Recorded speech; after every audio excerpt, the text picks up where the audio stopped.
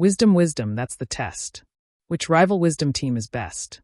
52 teams of 8 antique rival wisdoms that have passed the test of time to encourage, educate, and entertain generations for centuries.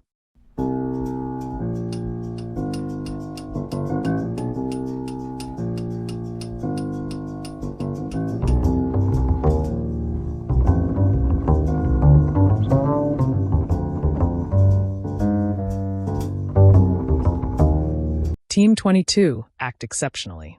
Quote definitions, biographical context and synergy analysis to replace hate with motivational education to guidealife.com. Quote 22.1, genius does what it must, and talent does what it can. EdwardBulwer-Lytton, 1803 to 1873. Quote definition, talent operates within its perceived limits, doing what it believes it is capable of. Genius operates under compulsion, driven by an inner necessity that overrides comfort, convention, and the question of capability entirely. The distinction is not primarily about raw ability, but about the nature of the drive. Talent is optional, genius is obligatory. Quote application. The work of replacing hate with wisdom has this quality of inner necessity for those genuinely called to it. It is not something they do because they are capable of it, but something they do because they must. Recognizing this distinction helps the mission attract and sustain the people for whom it is a genuine calling rather than a career option, and helps individuals identify where their own inner necessity lies. Edward George Earl Lytton Bulwer-Lytton, the first Baron Lytton, was born in 1803 in London and appears in Team 15 as well, where his observation about the good heart over all the heads in the world anchored that team's integrity layer. He was one of the most widely read novelists of Victorian England, a successful playwright, and a significant political figure who served as colonial secretary. His observation about genius and talent reflects his career-long study of what distinguished people who produced enduring work from those who produced merely competent work, and his conclusion that the difference was not primarily in ability, but in the quality of compulsion driving the effort. This quote specifically encourages individuals to 1. Identify the domains where you operate from inner necessity rather than from capability, where the question is not, can I do this? But, I must do this. 2. Distinguish between the work you do because you are able and the work you do because you cannot not do it. The latter is where your most significant contribution lies. 3. Apply this standard to the mission. Exceptional action comes from those who feel the necessity of it, not merely those who find it feasible. Quote 22.2. Skill and confidence are an unconquered army. George Herbert, 1593 to 1633. Quote definition. The combination of genuine competence and genuine self-belief constitutes a force that opposition cannot overcome. Skill without confidence hesitates and is exploited. Confidence without skill overreaches and collapses. Together they form a unity that is not merely capable but reliably victorious, because competence makes the effort effective and confidence makes the effort sustained. Quote application. For anyone engaged in the work of spreading wisdom and replacing hate, Herbert's military metaphor is the practical prescription. Develop the actual skills the mission requires, and develop the genuine confidence that comes from that competence. The army that cannot be conquered is not the one with the most passion or the most resources. It is the one where skill and confidence reinforce each other into something opponents cannot break.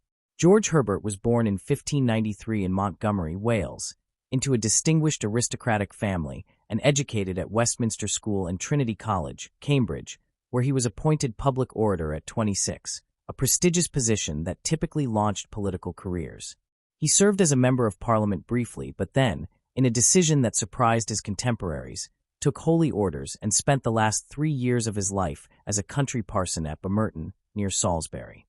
His poetry, collected in the Temple, published posthumously in 1633, is among the most technically accomplished and spiritually searching in the English language.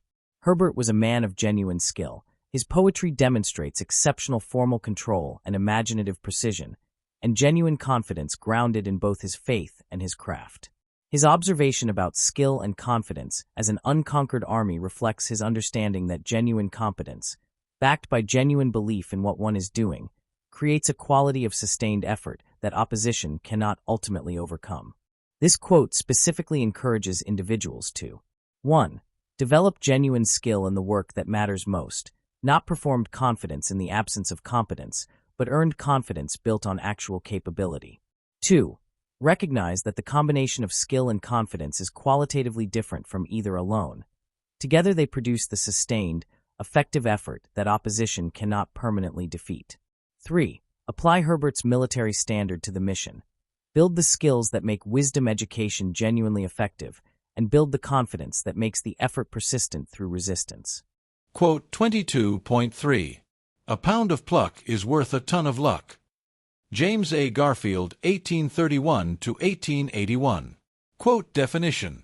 Bold, courageous action, pluck, delivers more consistent and more substantial results than the favorable circumstances that luck provides.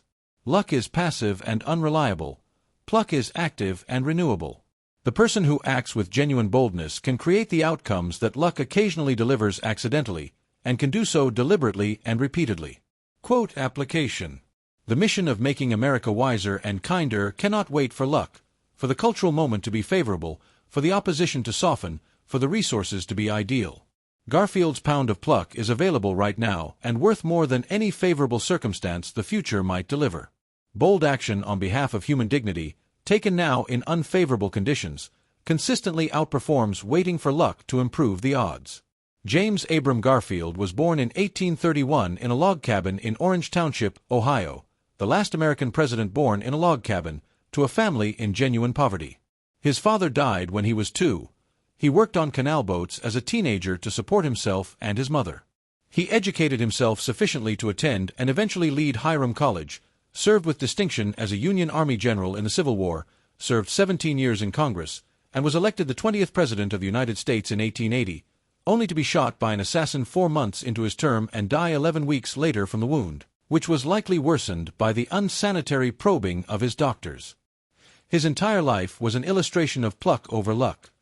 He had almost none of the latter and enormous quantities of the former, and the combination produced one of the more remarkable careers in American political history. He understood from inside experience that bold action in unfavorable circumstances consistently beat passive waiting for favorable ones. This quote specifically encourages individuals to 1. Substitute deliberate bold action for passive waiting wherever the temptation to wait for better circumstances is substituting for the decision to act in current ones. 2.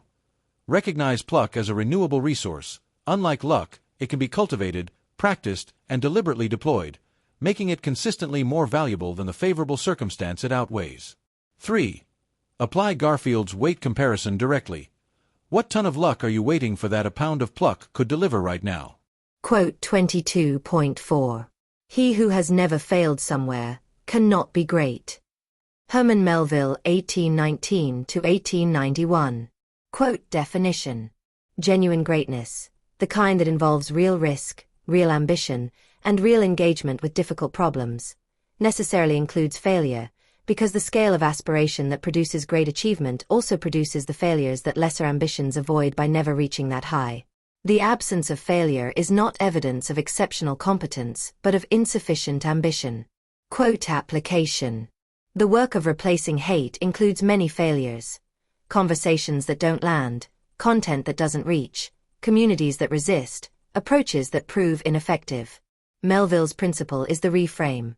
Those failures are not evidence that the mission is wrong but evidence that it is aiming at something genuinely great.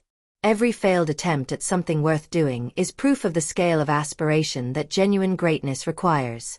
Herman Melville was born in 1819 in New York City into a prosperous merchant family that collapsed into poverty when his father died bankrupt in 1832. He went to sea at 19, deserted his whaling ship in the Marquesas Islands, spent time with the Typee people there, and used those experiences as the basis for his early adventure novels, Typee and Omoo, which were enormously popular and established his reputation. He then wrote Moby Dick in 1851, one of the greatest novels in the English language, an encyclopedic meditation on obsession, fate, and the unknowable, and watched it fail commercially and critically, essentially ending his career as a popular author. He spent the last 30 years of his life working as a customs inspector in New York, largely forgotten, dying in 1891 without knowing that his masterwork would be rediscovered and recognized as a towering achievement of American literature. His observation about failure and greatness was not abstract philosophy but lived autobiography. He had reached for something genuinely great, failed by every contemporary measure, and was vindicated only after death. This quote specifically encourages individuals to 1. Reframe personal and professional failures as evidence of genuine ambition rather than as evidence of insufficient capability. The scale of the failure reflects the scale of the attempt. 2. Treat the absence of failure with appropriate suspicion. It often signals not exceptional success but insufficient risk-taking. 3. Apply Melville's biographical example directly. The greatest work is often the least immediately recognized, and the willingness to produce it anyway, despite failure, is precisely what makes it great. Quote 22.5. In recounting our woes, we often soothe them. Pierre Corneille 1606–1684. Quote definition. The act of telling the story of our sufferings, putting difficulty into words, sharing it with others, giving it narrative form, is itself a source of relief and healing. The telling is not merely a report of pain but a transformation of it.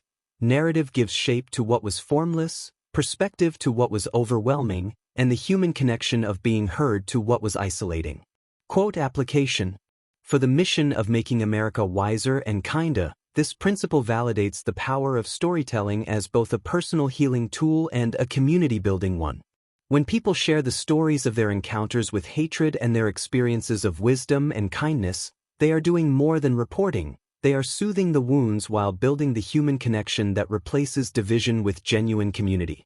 Pierre Corneille was born in 1606 in Rouen, Normandy, France, studied law, and became the dominant figure of 17th-century French tragedy, the playwright whose Le Cid, Horace, and Cinna established the standards of classical French drama and influenced every subsequent French playwright including Racine and Molière.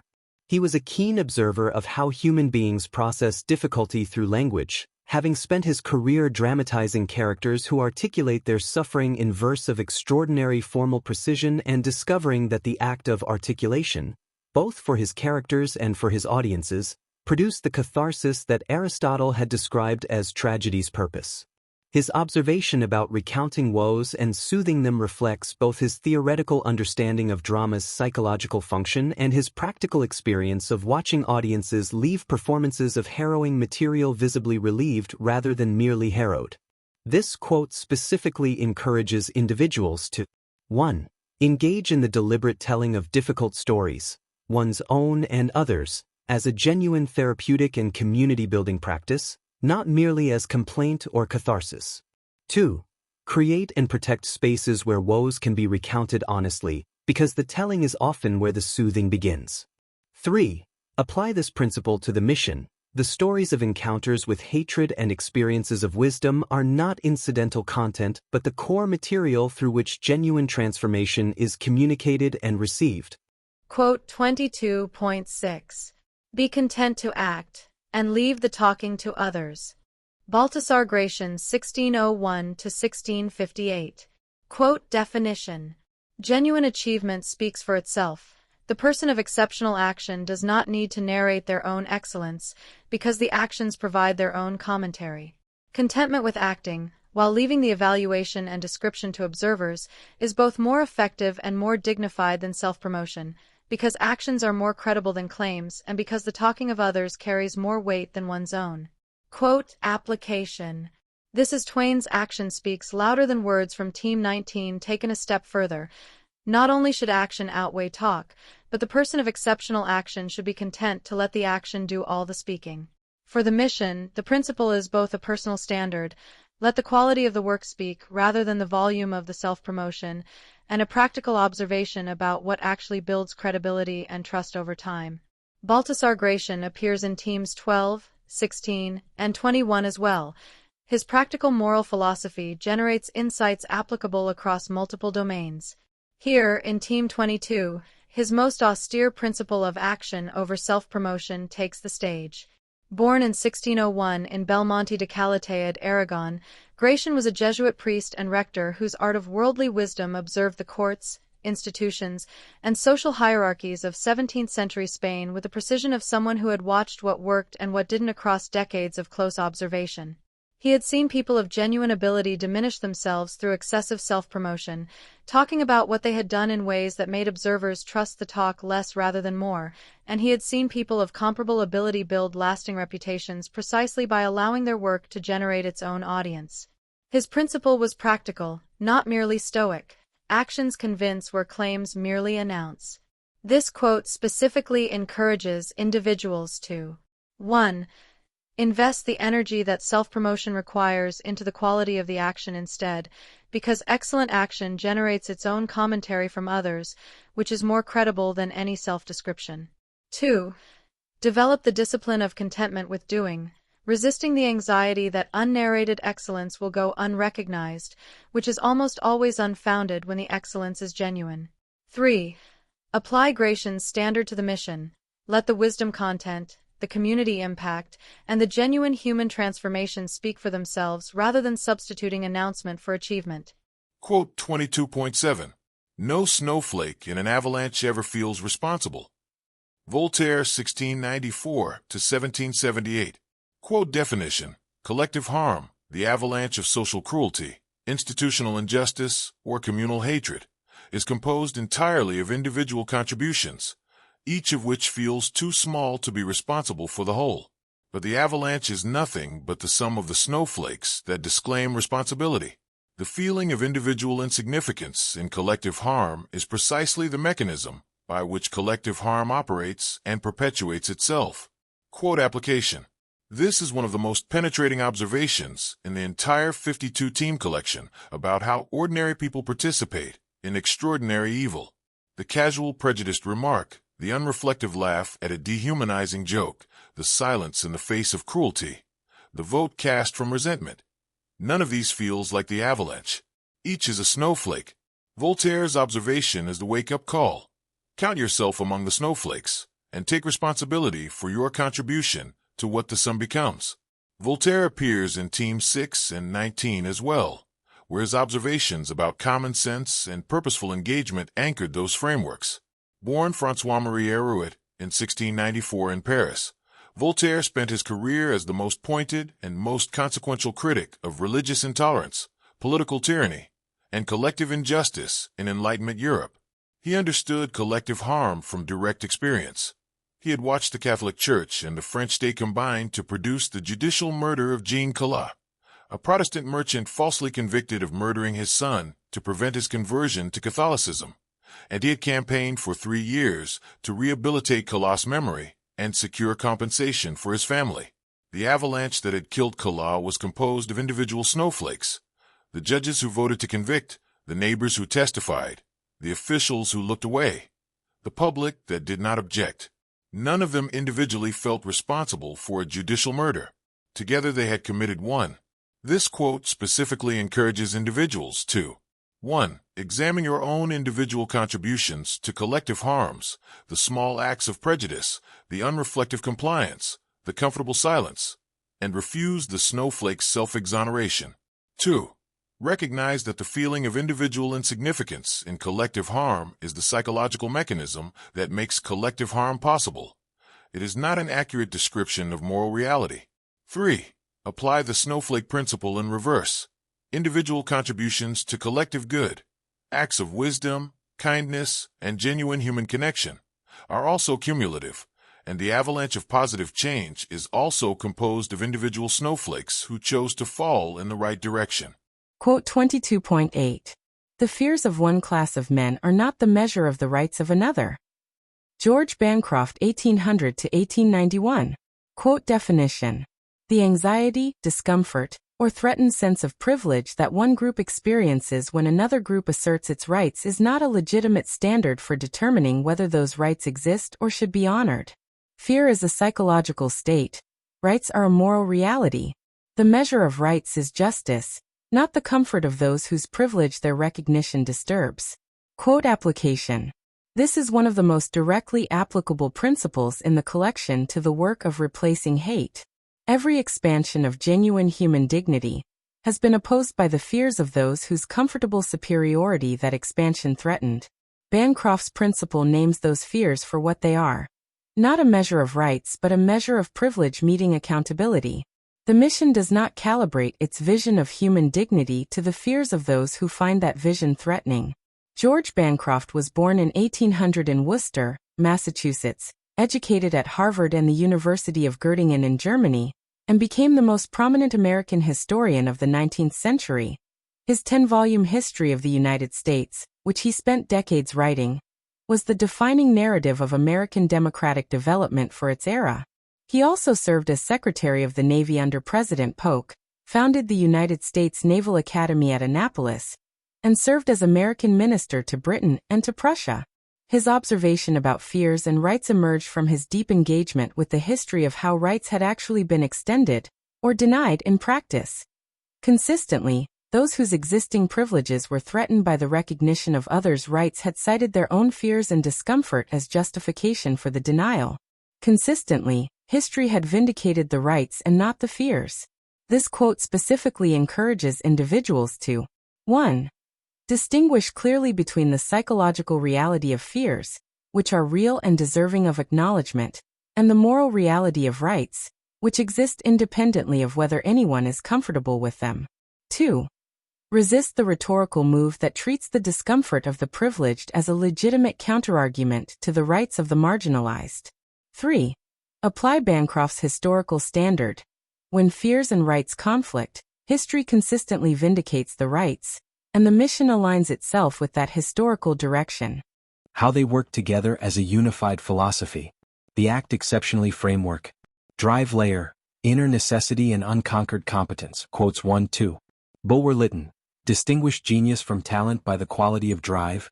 Genius acts from inner necessity, talent from perceived capability, establishing compulsion as the mark of exceptional action. Herbert. Provide the practical foundation of that exceptional drive, skill and confidence as an unconquered army, ensuring that inner necessity is backed by genuine competence and genuine self-belief. Together, the engine and the fuel of exceptional action.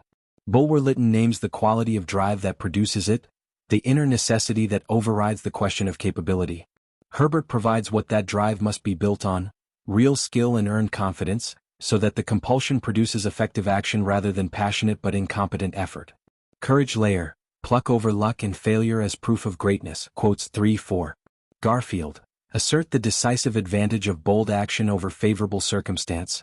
Pluck outweighs luck, making deliberate courage the renewable alternative to passive waiting for better odds. Melville. Establish failure as the evidence of genuine greatness rather than its absence. The one who has never failed has never reached for something genuinely great. Together, the courage architecture of exceptional action. Garfield demands the bold action that creates its own favorable conditions rather than waiting for luck to deliver them. Melville reframes the failures that bold action inevitably produces as evidence of genuine ambition rather than insufficient capability. Together they describe the exceptionally acting person as bold enough to fail at things worth attempting. Expression layer, storytelling as healing and action over talk. Quotes 5-6. Corneille. Validate the telling of woes as a genuine source of soothing. Narrative transforms suffering into something shareable and therefore manageable, making storytelling a genuine act rather than merely a communication strategy. Gratian. Insist that the exceptional actor leaves the talking to others, content to act, not needing to narrate the action, because excellent work generates its own commentary more credibly than any self-promotion. Together, the complete expressive posture of exceptional action.